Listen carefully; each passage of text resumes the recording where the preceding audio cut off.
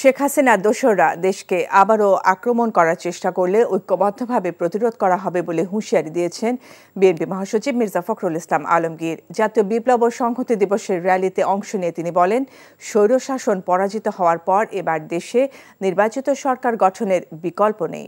Niamul Aziz সাদেকের report. শুক্রবার দুপুরের আগেই কানায় কানায় পরিপূর্ণ বিএনপির নয়াপল্টনের কার্যালয়ের সামনের সড়ক। দীর্ঘ 15 বছরেরও বেশি সময়ের পর সিপাহী জনতার বিপ্লব ও সংহতি দিবসটি জাঁকজমকপূর্ণভাবে পালন করল বিএনপি। এ কারণে বিএনপি মহাসচিবের কথায় উঠে আসে ফ্যাসিবাদের পতনে 7ই নভেম্বর এবং 24-এর গণঅভ্যুত্থানের গুরুত্ব। শুক্রবার র্যালি পূর্ব এক সমাবেশে তিনি বলেন, 1975 সালের মতো 2024 সালেও ছাত্র জনতার স্বতঃস্ফূর্ত অংশগ্রহণে মাফিয়া রাষ্ট্রের পতন হয়েছে। এই অভ্যুত্থানে হাসিনা কি হয়েছে?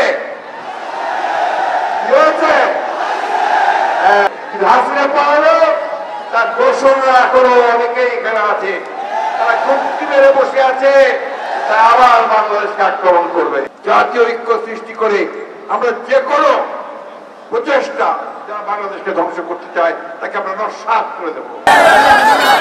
ঢাকা ও আশপাশের জেলায় লাখো বিএনপি ও সহযোগী সংগঠনের নেতাকর্মীরা অংশ নিয়েছিলেন।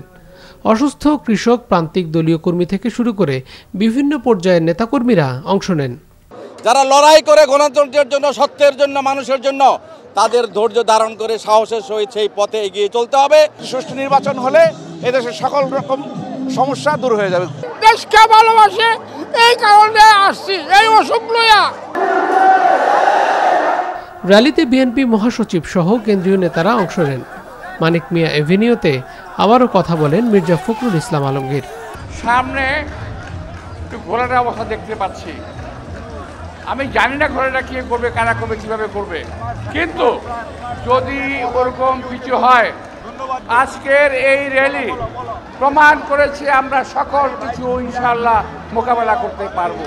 অতি দ্রুত আমাদের ক্ষমতা সংস্কারগুলো শেষ করে আমাদেরকে একটি অবাধ সুষ্ঠু নির্বাচন দিতে, এবং সেই নির্বাচনের মধ্য দিয়ে আমরা একটি জনগণের একটি পার্লামেন্ট গঠন করতে পারবো, জনগণের একটি সরকার গঠন করতে পারবো। Niamul Aziz Sadek, NTV news, Dhaka. একটা ফুল দেন না স্যার। ফুলটার কবেকার অন্ধকার বিদিশার নেশা, মুখ তার শ্রাবস্তির কারুকার্য। যাকে তুই বিয়ে করতে চাচ্ছিস সে আব্দুল সাহেবের মেয়ে না? কি ভাবছো শুনি? তোমারে যেন ভালোবাসি আছি শতরূপে শতবার, চিরকাল ধরে মুগ্ধ হৃদয় গাঁথিয়াছে ইতিহাস। এই মেয়েকে বিয়ে করতে পারবি না।